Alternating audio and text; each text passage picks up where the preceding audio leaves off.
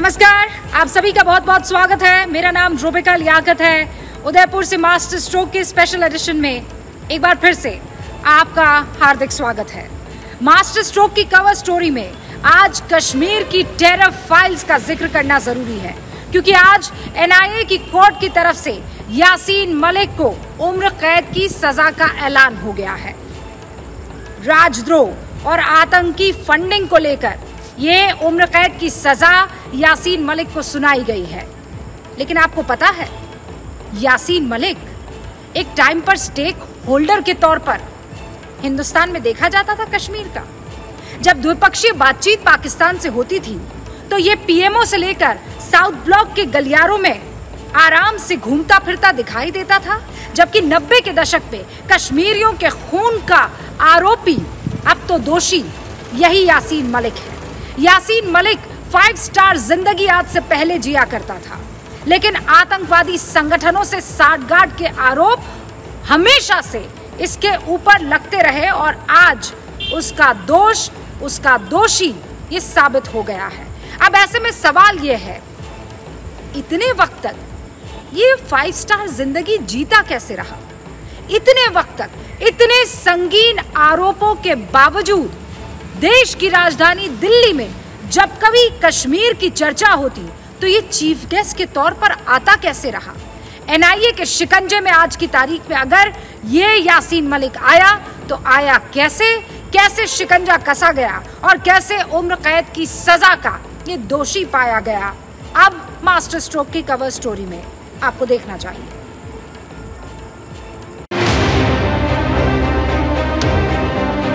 2019 में जब यासीन मलिक गिरफ्तार हुआ था, तब शायद उसने भी नहीं सोचा होगा कि उसके आने वाली पूरी जिंदगी ऐसे ही सलाखों के पीछे गुजरने वाली है। उसने शायद कभी नहीं सोचा होगा कि उसे उसके गुनाहों की सजा मिलेगी। लेकिन आज यासीन मलिक को उसके गुनाहों की पूरी सजा मिली। आप देख रहे हैं यहाँ की स्टूडेंट कम्युनिटी, यहाँ का गरीब माँ बाप भी अपना सब कुछ इस वक्त लुटा रहा है बच्चों की तालीम के लिए।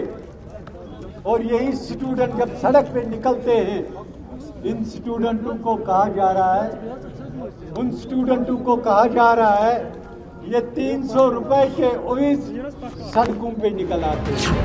5 साल पहले के इस प्रेस कॉन्फ्रेंस में यासीन मलिक इसलिए भड़क रहा है क्योंकि उसे पता था कि वो पकड़े जाने वाला है।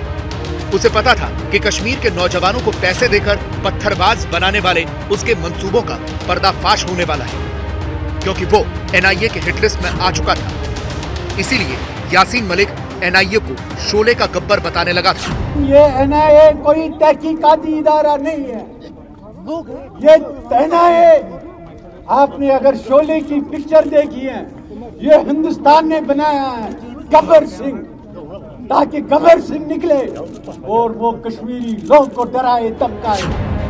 इसी गब्बर यानी एनआईए ने यासीन मलिक के खिलाफ शिकंजा कसा और 2019 में वो एक बार गिरफ्तार हुआ तो तब से जेल की सलाखों के पीछे ही है। यासीन मलिक को एनआईए कोर्ट ने टेरर फंडिंग केस में उम्र कैद की सजा सुनाई है। यासीन को 2 मामलों में उम्र कैद और 10 मामलों में 10 साल सजा सुनाई गई है। इसके अलावा यासीन पर 10 लाख रुपए जुर्माना भी लगाया गया है।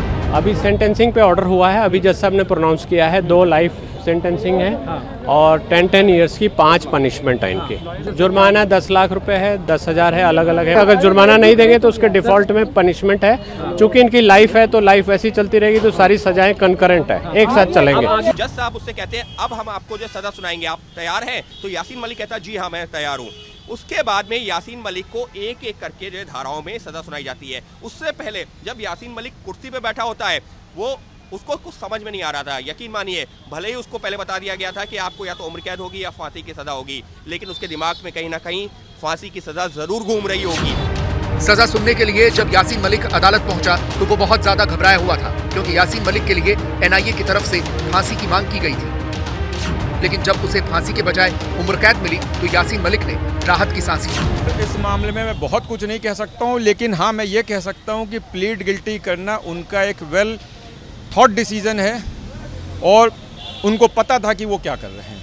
वो हक्का भक्का घबराया हुआ जरूर था। इस सबके बीच में जब बैठा भी था तो वहाँ पर जो साथ में सुरक्षाकर्मी थे उनसे भी कुछ बात करने की कोशिश कर रहा था कि कितना और इंतजार, क्योंकि यासीन मलिक को कोर्ट में आए करीबन 15 मिनट का वक्त बीत जाता है। उसके बाद भी जब जज साहब नहीं आते तो उसके दिमाग में भी एक वो सवाल जरूर होगा कि कहीं ऐसा तो नहीं कि मौत की सजा हो जाए। यासीन मलिक को जैसे ही उम्र कैद हुई, जम्मू में तुरंत जश्न शुरू हो गया। पाकिस्तान मुर्दाबाद, मुर्दाबाद, मुर्दाबाद, पाकिस्तान मुर्दाबाद। ये जश्न बजरंग दल के कार्यकर्ता मना रहे हैं। वीर बजरंगी, वीर बजरंगी।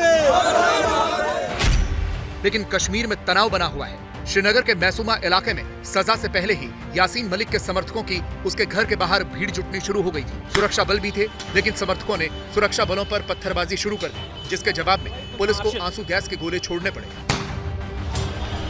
भीड़ देख रहे हैं, ये उसी गली में है जहां पे यासीन मलिक का घर है, यानी जहां से कैमरा के बाईं साइड से जहां पे ये लड़के पत्थर फेंक रहे हैं, यही यासीन मलिक का घर है। और ठीक वहीं पे जो अब से थोड़ी देर पहले तक जो प्रदर्शन हो रहा था, नारेबाजी हो रही थी, अचानक से लड़के कुछ बाहर निकल आए और उन्होंने यहाँ पे तैनात सुरक्षा कर्मियों और मीडिया कर्मियों की तरफ पत्थर फेंके। जिसके जवाब में भी आप देख सकते हैं कि इस समय टीयर गैस के गोले दागे जा रहे हैं ताकि जो उग्र हो चुकी भीड़ है उसको नियंत्रित किया जा सके।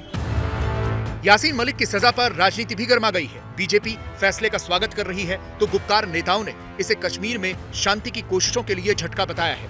लोगों को जो शय मिलती थी, जो लोग पॉलिटिकल लोग इनके साथ खड़े थे, उसी के कारण से इस प्रकार से देरी हुई। उम्मीद करनी चाहिए कि जल्द ही बाकी मामले जो लंबित हैं उन पर भी संज्ञान लेकर के उनको जल्द सजा मिले, ताकि इस प्रकार के दरिंदों को फांसी पर चढ़ा करके दोबारा कोई इस प्रकार की देशद्रोह की हरकत ना करे। In my view, it's not justice. It's not based on justice.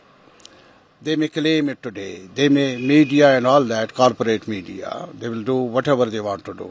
They will cook up the stories here, there, and all that to feed the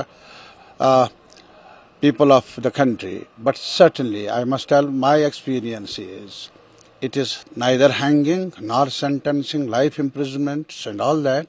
It will not help to restore the credibility of any move of the government of India as far as Kashmir is concerned.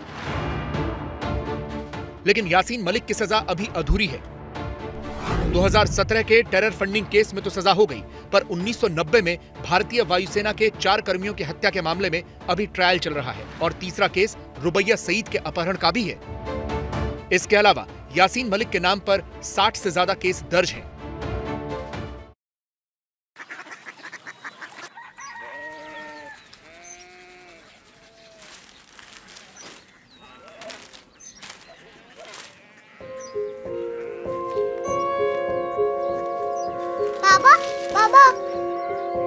Korea city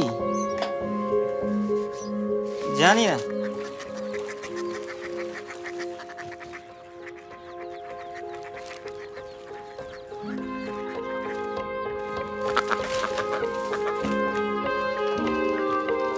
Korea city. हाँ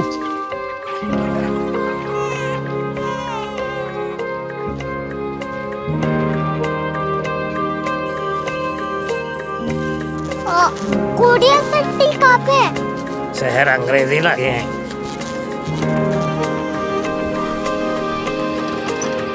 Korea city.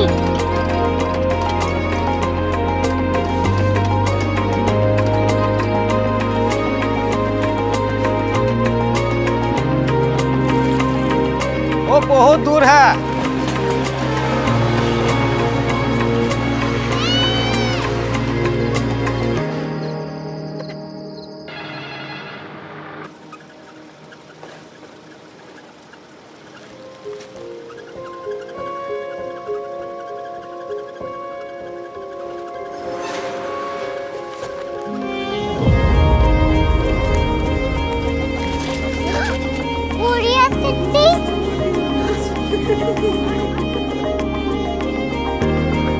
दुनिया कुछ लोग बड़े होते हैं। Korea city कहाँ है? Professor साहब को पता होगा।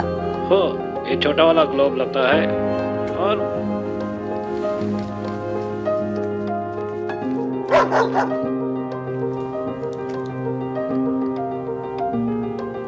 पता नहीं, मेरी बेटी से जाके मिल लो, शायद उसे मालूम हो।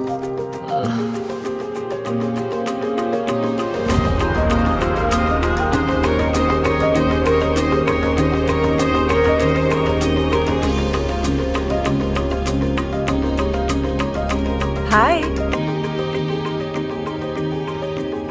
बाबा ने भेजा है। Come here.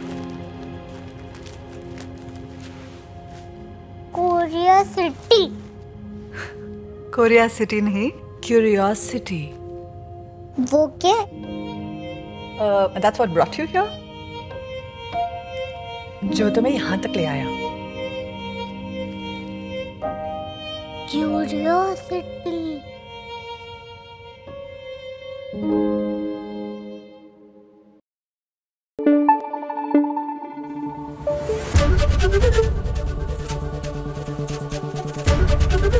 ABP न्यूज आपको रखे आगे।